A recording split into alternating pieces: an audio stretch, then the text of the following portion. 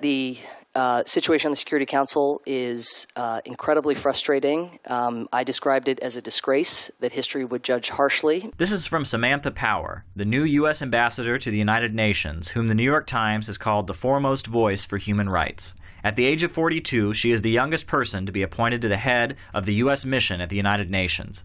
Her words got even more critical of the world body during her first public speech on Sunday, when she said, quote, "While the United Nations has done tremendous good in the world, there are times when the organization has lost its way, when politics and ideology get in the way of impact." Ms. Powers gave this speech criticizing the United Nations at a conference at the University of California in Los Angeles, sponsored by Invisible Children Incorporated.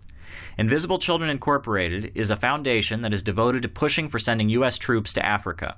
In 2012, the organization released a film entitled Coney 2012. The film described the Lord's Resistance Army and urged the U.S. to send troops to Uganda. It was widely criticized for containing factual inaccuracies. That thing was pure war agitation, pre-war propaganda. Ms. Power won a Pulitzer Prize for a book she wrote about genocide around the world. Her journalism career began in Yugoslavia, where she worked as a war correspondent in the 1990s. More recently, Samantha Power has worked at the White House and was key in pushing for U.S. intervention in Libya.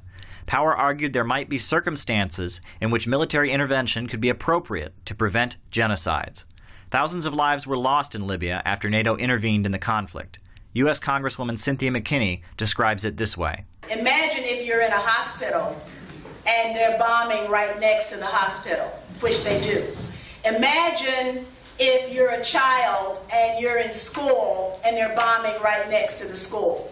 Imagine if you're taking exams, you're a university student, and you're in the middle of exams and they bomb your university.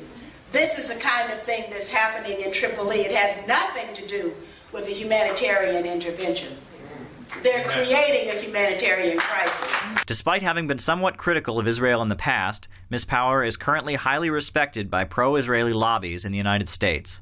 The American Jewish Democratic Council, the Anti-Defamation League, the Rabbinical Assembly, Israel Project, and numerous other pro-Israel organizations have endorsed her nomination as U.S. Ambassador to the United Nations.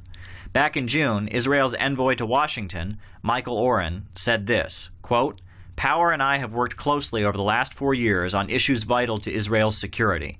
She thoroughly understands those issues and cares deeply about them."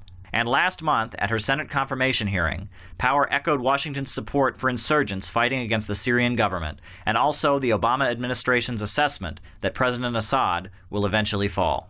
After a long career promoting U.S. military intervention around the world, Samantha Power was appointed by U.S. President Barack Obama, confirmed by Congress, and sent to the United Nations as Washington, D.C.'s new envoy. We must wait and see what influence Powers has on an organization she thinks has lost its way. Caleb Maupin, Press TV, New York.